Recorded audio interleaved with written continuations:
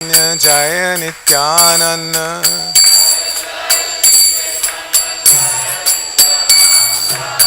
Jaya Jaya Shri Chaitanya Jaya Nityananda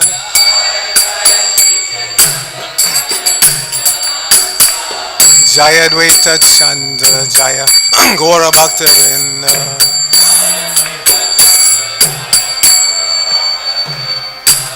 Jaya Dvaita Chandra Jaya Gaura Bhaktavinda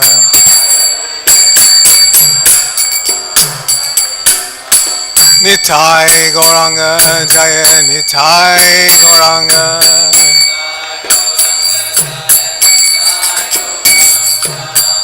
Nitai Gauranga Jaya Nitai Gauranga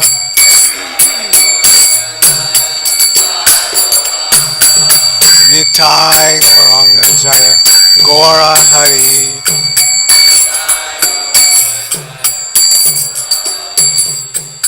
Nitai Gauranga Jaya Gaura Hari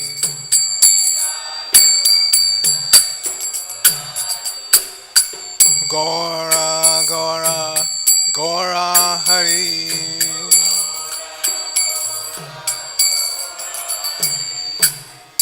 Gaura Gaura Gaura Hari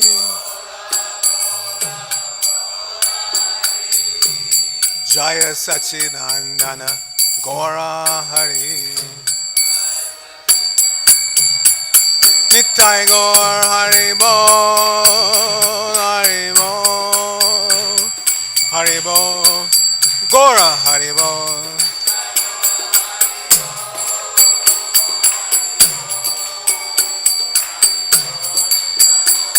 Nitai Gaura Haribo Haribo Haribo Gaura Haribo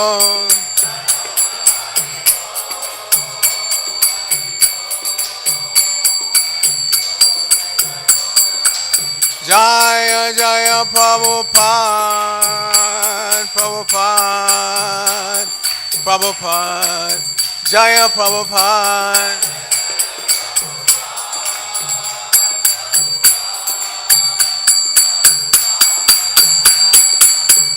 Jaya Jaya Prabhupada Prabhupada Prabhupada Srila Prabhupada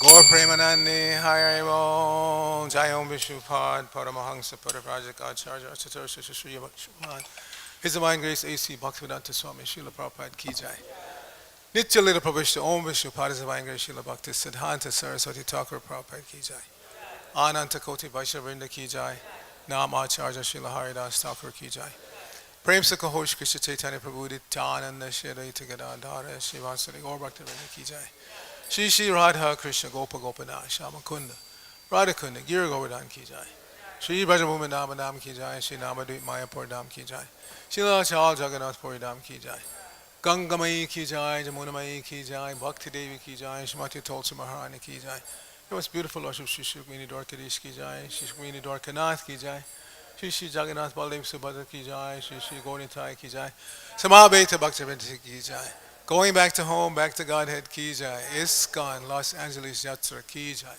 Brihad Madanga Transcendental Book Distribution Ki Jai International Food for Life Transcendental Prasadam Distribution Ki Jai Shri Harinam Sankirtan Ki Jai Nittai Gaur Premanandi Hari Hari Bo All glories to the Assembly devotees All glories to the Assembly devotees All glories to the Assembly devotees All glories to Shri Shri Guru and Gauranga Glory Srila Prabhupada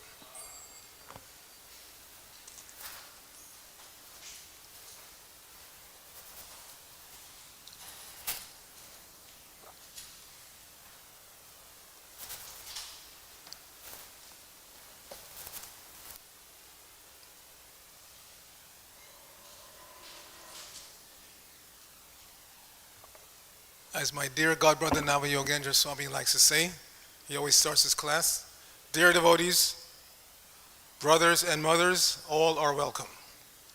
So this is Prabhupada's mood. Everybody is welcome.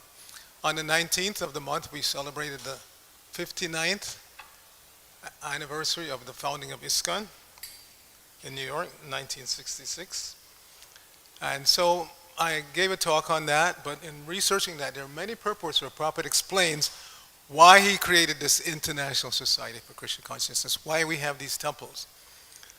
As we heard this morning, reading, Subhas was reading, very nice purport from the 7th canto, that the form of the Lord and the name of the Lord, they're not material. So anyone who comes to the temple to see the Lord is immeasurably benefited. However, there are times, as we're going to experience on Sunday, and many of us have been experiencing for decades, when the Lord comes out of the temple. He's so merciful that those who cannot come to the temple take advantage of seeing the Lord in the temple. He goes home. So this Ratha Yatra, it's not just for show. It's an extreme exhibition of the mercy of the Lord and His devotees. Srila Prabhupada Ki Jai.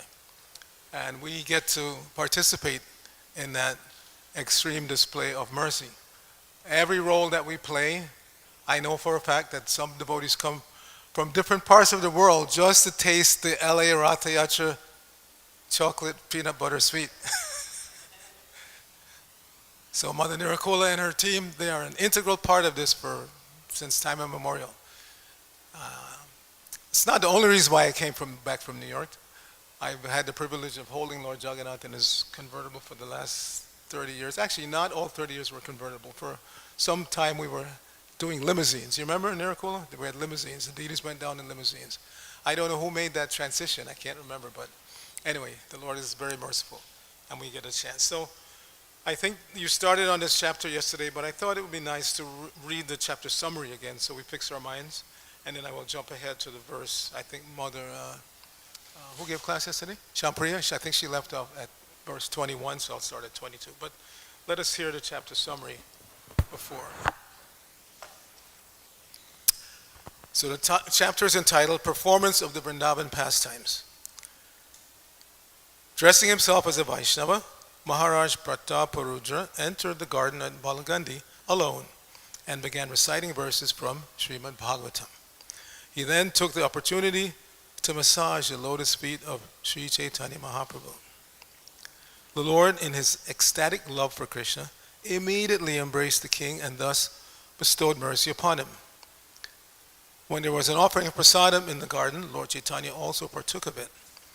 After this, when Lord Jagannath's Rath cart stopped moving, King Prataparudra called for many elephants to pull it, but they were unsuccessful. Seeing this, Lord Chaitanya began to push the car from behind with his head, and the car began moving. Then the devotees began pulling the car with ropes. Near the Gundicha temple is a place known as Aitota. Sometimes people ask, Aitota, where do you get that name from? Never heard it. So this is that place, Aitota. Long A at the end, not Aitota. Aitota. This place was fixed up for Sri Chaitanya Mahaprabhu to rest in. When Lord Jagannath was seated at Sundarachala, Sri Chaitanya Mahaprabhu saw it as Vrindavan. He performed sporting pastimes in the water of the lake known as Indradyumna. For 9 continuous days during Ratha Yatra, the Lord remained at Sundarachala, and on the 5th day he and Sarup Damodar observed the pastimes of Lakshmi, the goddess of fortune. During that time, there was much talk about the pastimes of the gopis. When the Rath was again being drawn and the chanting resumed, 2 devotees from Kulinagram, Ramananda Vasu and Satyaraj Khan, were requested to bring silk ropes every year for the Ratha Yatra ceremony. So now we're going to go to text 22.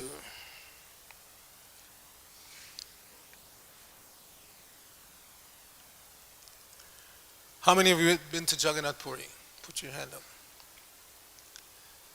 So this is a sign of modern progress. From the Jagannath Puri temple to Tota Gopinath, if you ride a bicycle, it takes about 10 minutes.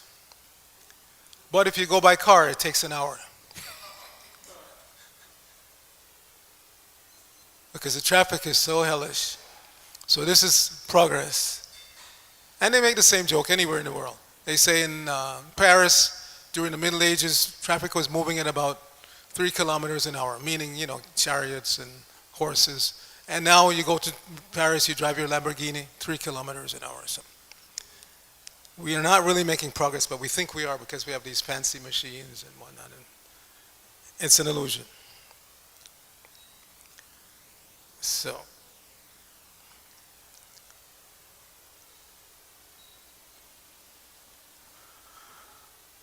sorry.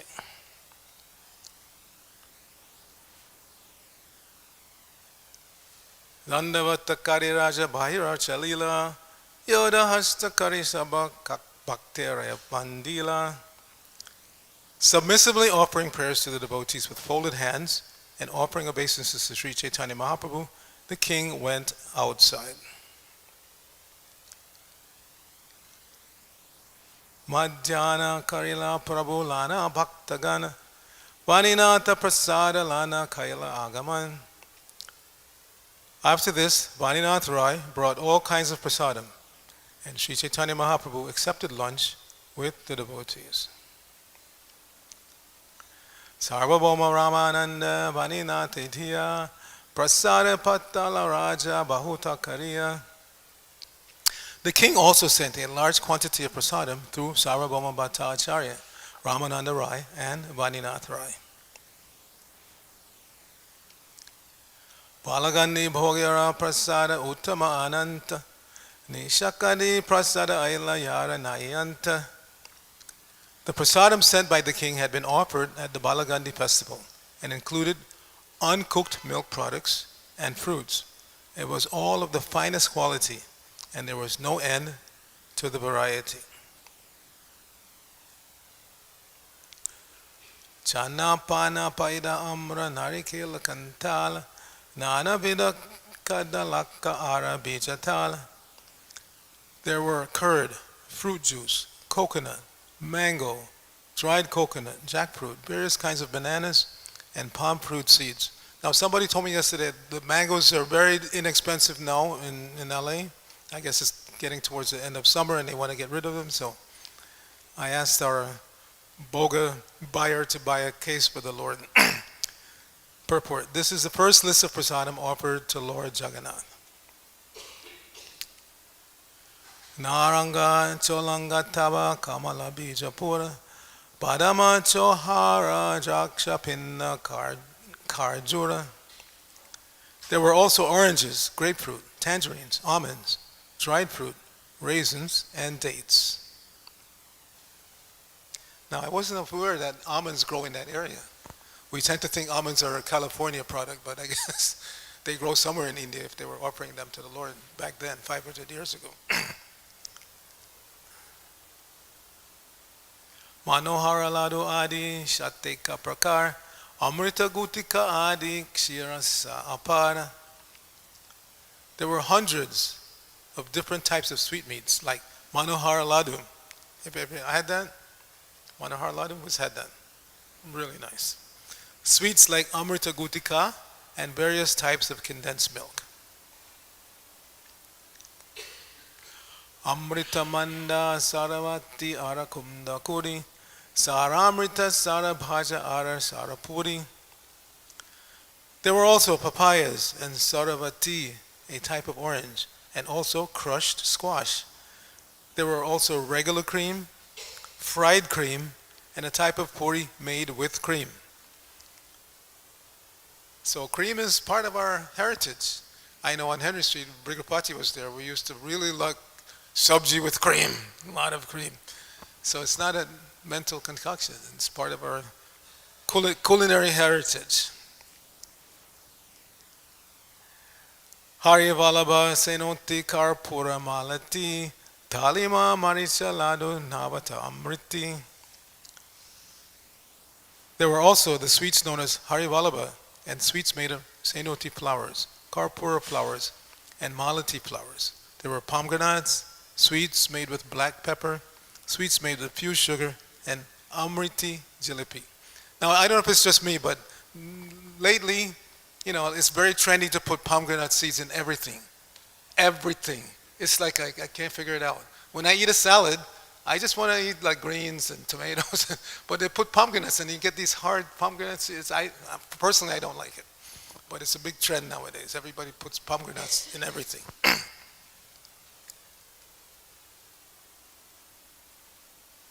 Padmachini Kandrakanti Kaja Kandasar Vyari Kadma Tila Kajar Pakar.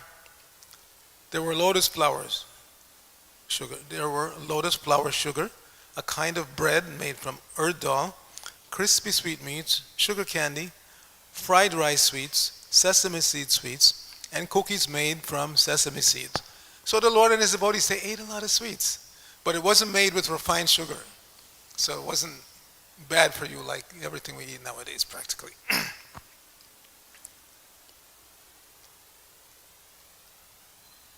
Naranga Cholanga Amra Brikshara Akar Pula Pala Patra Yukta Kandera Vikar. There were sugar candy sweetmeats formed into the shape of orange, lemon, and mango trees and arranged with fruits, flowers, and leaves. So again, everything is coming down. This idea of making, prasad look like cows or whatever. But I remember one time there was a cow cake made and somebody was objecting. You're not supposed to eat the cow. So don't make cakes in the shape of cows. But anyway, they were making different sweets in the shape of orange, lemon, mango trees, flowers, and leaves. Dadi dogdanani takras rasala shikarini salamana mudgan kura ada kani kani. There were yogurt, milk, butter, buttermilk, fruit juice, a preparation made of fried yogurt. Fried yogurt, I never heard of that. Anybody? Fried yogurt and sugar candy, and salty mung dal sprouts with shredded ginger. Now that I've had, and that's very good. Mung dal sprouts with shredded ginger. Lembu kula adinana prakara achar, liketa na pari prasada kateka prakar.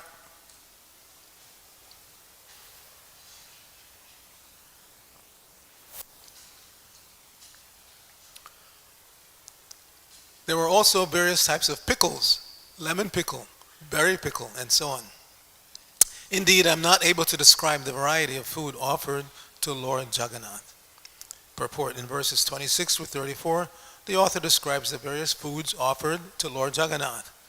He has described them as far as possible, but he finally admits his inability to describe them completely.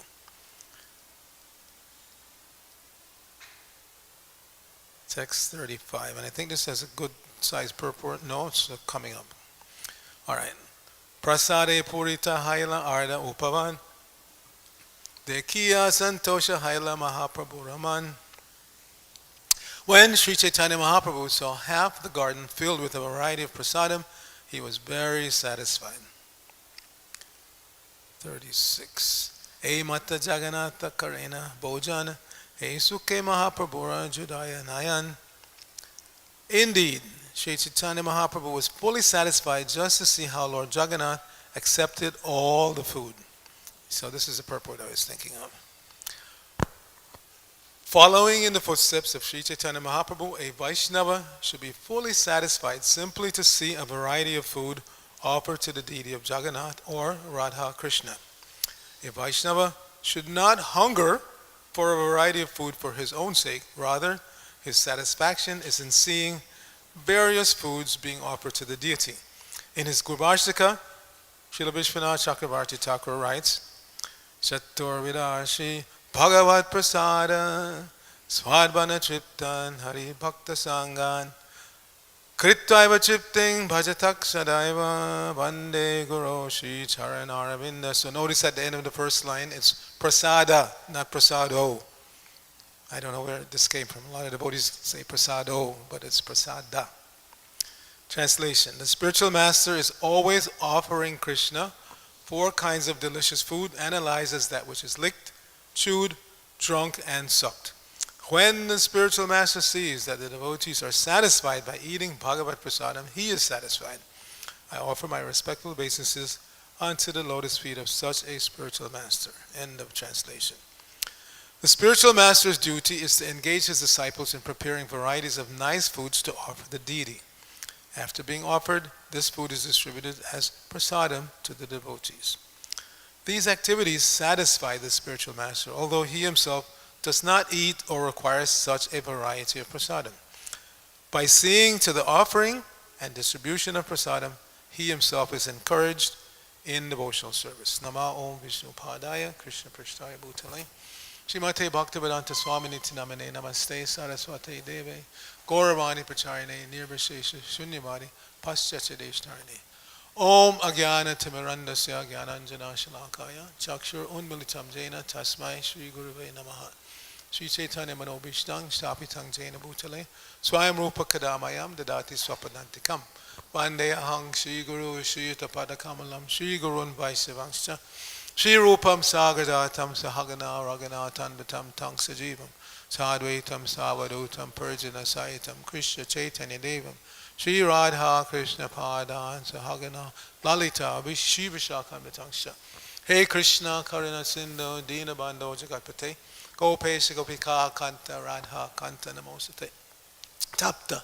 Kanchana Gorangi Radhe Vrindavaneshwari Vishamanu Sute Devi Pranamami Hari Priye Vancha Kalpatarubhyasya Kripa Sindhubhya Evacha Patitanang Pavanebhyo Vaishnavebhyo Namo Namaha Jai Shri Krishna Chaitanya Prabhu Nityananda Shri Advaita Gadadhara Shivasari Gaur Bhaktivinoda Hare Krishna Krishna Krishna Hare Hare Hare Rama Rama Rama Hare Hare. So I've had the good fortune over the last 50 plus years of having Mahaprasadam all around the world. But one fortune that escaped me, to this day I regret, is even though I had the fortune of being in the same place as Srila Prabhupada, especially here in New Dwarka for weeks, months on end, actually practically stayed here for at least 6 weeks during the famous book production marathon, I never got even one crumb of prasadam from Srila Prabhupada's plate. So I'm going over my history trying to figure out how that escaped me. But I know at least here in New Dwarka, all the big wigs were up there with Prabhupada, and the plate never made it down. By the time it came down to be washed, everything was gone, every crumb. Brigu, did you ever? Madhuha? Truta Karma? Any of you ever sent something from Prabhupada's plane? Nirakula? Yes? Where? Here or in New York? Oh, you're so fortunate. What did you get? Do you remember? The Ryan, yeah, Hare Krishna. So fortunate. Now I know why you're always glowing like that. Hare Krishna. Haribol. So yes, this, as Prabhupada says, producing and distributing prasadam is extremely important activity. Especially I want the younger devotees to absorb this. Prabhupada would say, anybody who comes to the temple should not leave without getting prasadam. And he said, if there's no prasadam, somebody should go to the kitchen and within 15 minutes you can make eggplant sabji and puris. This is how important it is to give gas. So I noticed that, devotees stay in laps. Like I'm staying in New York now, and I notice people come, very nice devotees. Like for instance, yesterday, 3 students came from Stevens University, which is in New Jersey. So it took them, they came from Mangalarti. It took them like an hour and a half to get there. So when they were leaving, I asked the devotees, did anybody give them prasadam? Fortunately, yes, somebody had planned ahead and given them. But this is so important. Anybody who comes. Prasadam is not meant just for those who are less fortunate. Sometimes we think in terms of food for life. But Prabhupada also instructed that we can think in terms of food for money. That's why he said, towards the end, he said, we don't need any more temples. We should open restaurants / reading rooms. Restaurant means they pay. They have to come and pay. But obviously it should be offered properly, so they're getting the benefit of prasadam. And the books should be there at every table. That was Prabhupada's vision. Prabhupada had such vision for every aspect of his society. And he also stated that it should be, as they say in French, prix fixé, fixed price. One price, all you can eat. But he said they're not allowed to take anything away. Whatever you put on your plate, you have to eat. Not that I fill up the plate, eat a little bit, and then take the rest home. No, Prabhupada was not in favor of that. One price, all you can eat. If you eat like a horse, fine. You take seconds, thirds, fourths, whatever. But everybody should be exposed to prasadam because prasadam is our secret weapon. We see it goes back to the days of Lord Chaitanya. Making prasadam and distributing prasadam was prime activity for Lord Chaitanya's movement. And Prabhupada has brought that down to us. So when we go to the Rath Yatra, we should be in that mood. Everyone we meet, we should ask them, did you get something to eat? Did you get something? And it doesn't matter whether they go to the free distribution booth or they have to pay at one of the other booths, as long as they get some prasadam, then the festival is a huge success. Because all day long, they calculate tens of thousands at least, people go through that site for the time that we're there. From when we arrive with the carts at that pavilion, Venice Pavilion, at noon, up until when we leave at 6, tens of thousands of people pass through that pavilion. So our duty is to try to get them to take some prasadam and of course books, if they can walk away with a book. When Harikesh was forced by Srila Prabhupada to go to Eastern Europe and preach, those of you who have read the Lilamrita, you remember that incident. Prabhupada said, I want you to go to Europe. No, Prabhupada, I don't. I want you to go. But I won't have any association. Damn your association. And then he said, but Prabhupada, I won't have anything to eat. Eat meat if you have to. Get out of here.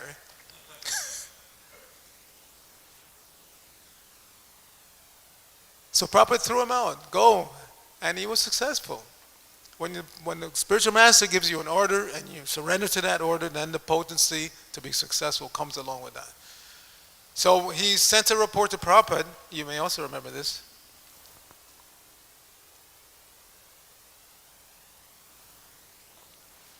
He said, Srila Prabhupada, we're holding festivals in Yugoslavia. Now it's broken up into 6 different countries. Formerly it was one country, Yugoslavia. And he said, we hold festivals and they leave with their bellies full of prasadam and their wallets empty. Because they would, induce them to buy books and give some donation for prasadam. So they leave with their bellies full and their wallets empty. So Prabhupada was, yes, this is a program. So same thing. On Sunday, we want them to leave with their bellies full and their wallets empty. Let them buy prasadam, let them go to Govinda's gift shop and buy some clothing or paraphernalia or whatever. Let them all leave with their bellies full and their wallets empty.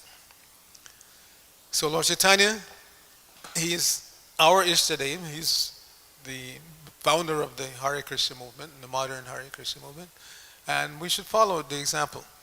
Always eager to buy nice boga and prepare to the best standard, highest standard to offer to the deities. Not necessarily thinking that we're going to taste everything. We cannot. Even in this temple where they have, 6 offerings a day? We could, if you ate everything that Rukmini Dwarkadi eats every day, you would be sick. So we produce nice prasadam for the satisfaction of the Lord and the spiritual master. Obviously, it's offered through the spiritual master.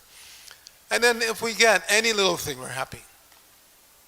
Any little thing. It could be sweet, salty, or both, whatever. The devotee is happy. And I've noticed in my own, you could say, career in Krishna consciousness that the more you get involved in making prasadam and distributing prasadam, the more satisfied you. At the end of the day, if you've been distributing for hours, you feel so satisfied you don't even want to eat. So, as Prabhupada said, the devotee should be engaged in producing and distributing prasadam, and then whatever we got. We're not so discriminative that it has to be this particular thing. If I don't get a samosa, then I'm in a mood for the next week. No, whatever the Lord, because Krishna is in control. Just before Prabhupada left this planet, he said, Krishna is in complete control. That is Krishna consciousness. So we should always remember that. Whatever situation I'm in, it may seem out of control to me, but Krishna is in complete control. So if I just remain Krishna conscious, everything will turn out right. And how do we remain Krishna conscious? Hare Krishna, Krishna Krishna, Hare Hare, Hare Rama, Rama Rama. In the early days when the devotees were getting arrested for doing Harinam, literally arrested, put in jail, and they would write to Prabhupada, and Prabhupada would write back, don't be discouraged. He said, what do we do? Whether we're in jail or out of jail, we chant Hare Krishna. So the devotees took that to heart and they kept chanting in the jail, Hare Krishna, or they would have kirtan. And finally they got tired of arresting the devotees and hearing them chant. All right, just stop. Get out of here. There was also a famous case of a Sankirtan team that was traveling in the south of the United States. This is in the early 70s, when in the south they had never seen somebody wearing bed sheets and, paint on their face. So they were arrested. It was a Sunday. They were arrested, put in the local jail. So the Sankirtan leader, I don't remember who it was, maybe Prabhu knows the incident. He said, Prabhu, what do we do on Sundays? We prepare a feast. All right, let's prepare a feast. So, they don't have anything, but they're pretending to be cutting up the veggies and frying them, making the offering. And the jailers, they got so spooked, they said, get out of here. Don't come back to our town again.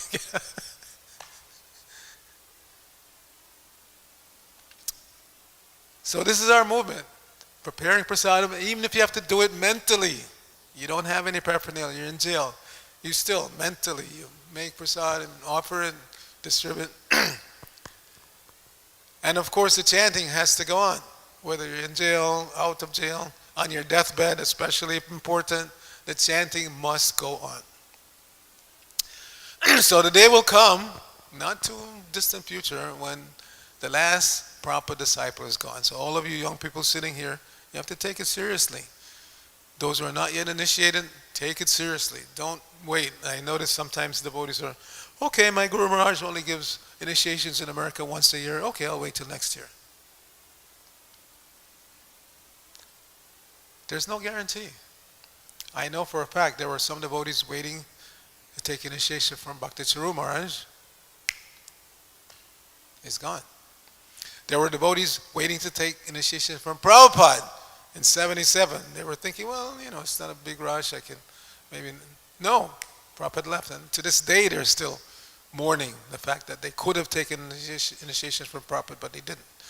So the same thing is going on with Prabhupada's disciples. One by one, they're leaving. So if you're waiting in line to take initiation from one of Prabhupada's disciples, don't wait forever. Initiation should be taken extremely seriously. I was telling a couple of devotees last night. Extremely seriously, in the mood of Srila Bhaktisiddhanta. Who could be a more qualified prospective disciple than Srila Bhaktisiddhanta? But he took it so seriously, he kept asking Gaura Das Babaji Maharaj to initiate him, and he kept, no, when Mahaprabhu tells me. But then he was so serious, he said, if you don't initiate me, I'm going to end my life. I'm going to jump off the bridge. So I'm not suggesting that anybody go to their prospective guru and say that if you don't initiate me, I'll jump off a bridge. You don't have to be that extreme. But the point is to take it seriously. Take it seriously. It's not a frivolous activity. As stated, Prabhupada said, the prospective disciple should, at least for 6 months, be analyzing the prospective guru and vice versa. But it's an affair of the heart. It's not that, oh well, anyone will do. No, it's an affair of the heart if you're really serious. You think that this person is the right person to connect me to the Brahma Madhva Gaudiya Sampradaya, so I'll get my passport, because that's what it is. When you get initiated, you're getting a passport back to home, back to Godhead. So those of you who are not yet initiated, take it seriously. Everything else that's going on in this world, as we heard from the purport this morning, Subhas was reading, it's an illusion. It's an illusion. Chasing after this, and now they talk about artificial intelligence. You're living an artificial life. What's the difference whether it's so-called real intelligence or artificial? Your whole life is artificial. Because you're chasing after a dream that will never come to fruition. But Lord Chaitanya is so merciful, it's stated that we are chasing Mayamargam Dayata Ipsita Anvadava. The conditioned souls, they're chasing after the dream of material happiness, just like animals chase after the mirage of water in the desert. It never happens. Real water exists, but the mirage just keeps moving and you're not going to get any satisfaction. So it's the same thing with material life.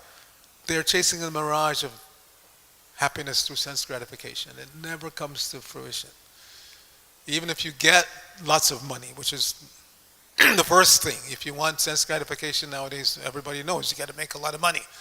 So they chase after money. But even if you get it, because the world is full, not full, but there are quite a substantial amount of people who have enough money, and they're still not happy. They're still not happy. Because money will not buy you happiness. I've told this story many times, but in '95, I was in Mayapur, and I was with Ambarish and Jayapataka Maharaj. We went to Bhaktivinoda Thakur's bhajan place across to the Jalangi. So two things I remember, I'll always remember from that trip. You know me, I always have my camera, I'm taking pictures. So I was taking pictures of the party and not watching. There's a low metal gate going into the compound. So I'm taking pictures, backing up, boom, so hard I was almost stunned. Unfortunately, my head is so hard there was no blood, but very hard hit. And the next thing I won't forget is that Ambarish and I were talking, and he said to me, right now, he's going through some health problems, so everybody should say Mahamantra for Ambarish, Hare Krishna, Krishna Krishna, Hare Hare, Hare Rama, Hare Rama. But that's when he told me, he said, you've heard the saying that money cannot buy happiness. Everybody's heard that, right? So he said, the rich people know that it's true. Why? Because they have money and they're not happy. And the poor people hope that it's true. Why? Because they're envious. So this world is full of envious people, envious of other people who have money that is not buying them happiness. So those of us who are fortunate to have come in contact with Srila Prabhupada, we have given up that pursuit, yes, right? We're not chasing after money anymore. Yes? No longer chasing the illusion that money will make us happy. Whatever comes naturally, it'll come in varying amounts to each of us individually and to all of us collectively. Some devotees, by Krishna's mercy, it's not karma anymore. Don't think that it's karma. Prabhupada said, once you take to the Krishna consciousness movement, whatever happens in your life is being controlled by Krishna. It's not your karma anymore. So by Krishna's arrangement, some devotees have money. Some devotees have money. And by Krishna's arrangement, some devotees don't have money. But whatever category you're in, this is not our motivation anyway. We're not being motivated by how much money we have. We should be motivated by satisfaction of Guru and Krishna.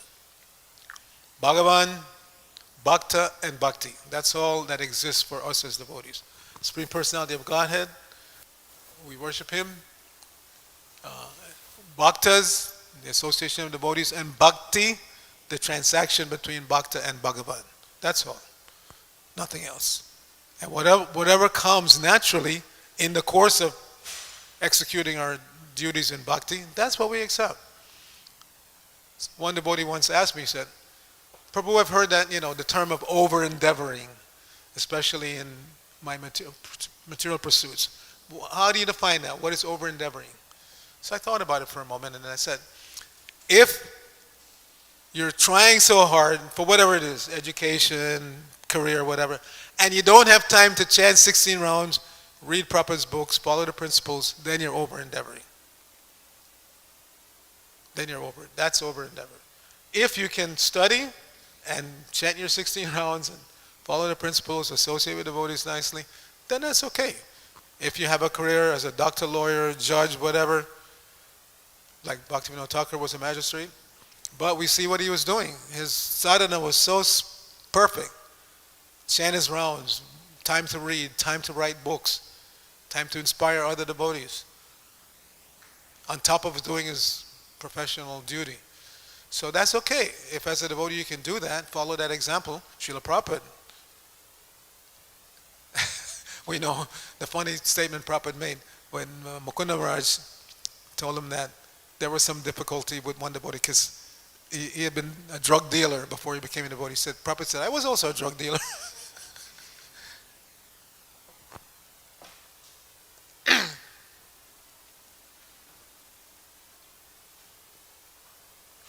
So Prabhupada was a chemist or pharmacist, if we say nowadays. But when um, Satsuru Maharaj was doing research to write Lilamrita, he actually met quite a few people in India who remembered Prabhupada from the days when he was a Grihastha, selling different uh, drugs. And what they remembered the most that he was always Krishna conscious. He was always telling them about Krishna, inviting them for Krishna festivals, etc., etc. So again, we take that example. We can go out in the world and we can work.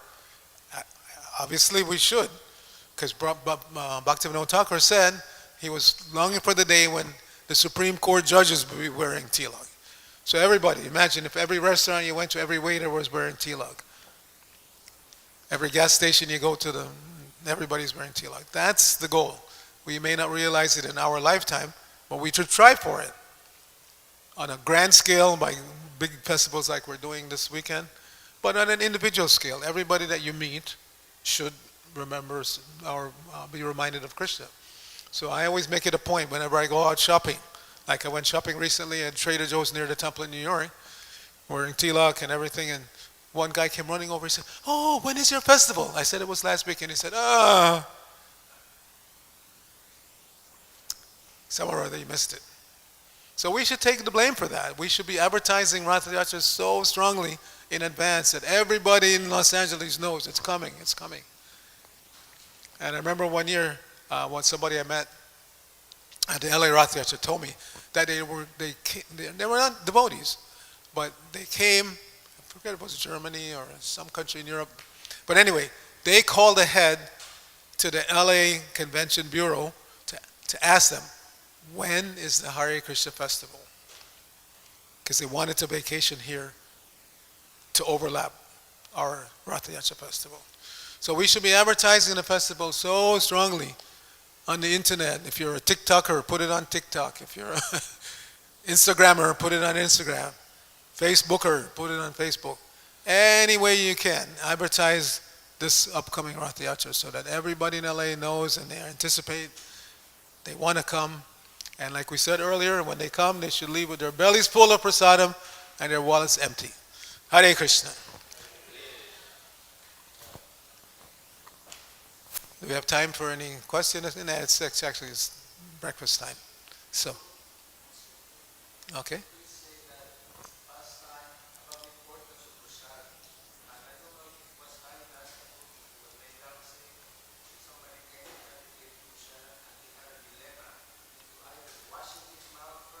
Yeah, yeah, yeah, sorry. Yeah. Yeah, so the etiquette normally is that you should wash hands and be clean before you honor prasadam, because we're honoring prasadam, we're not just eating. But at the same time, there's the edict that if somebody gives you mahaprasadam, you should honor it immediately. And not only that, don't refuse, even if you just take a little crumb.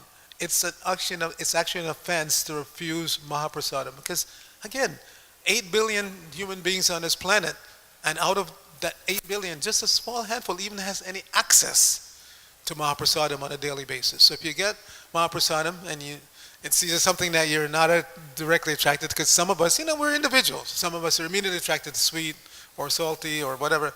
But if whatever it is, take a little crumb, honor it. Don't say no. Don't say no. One should technically never refuse mahaprasadam if it's offered. Yes.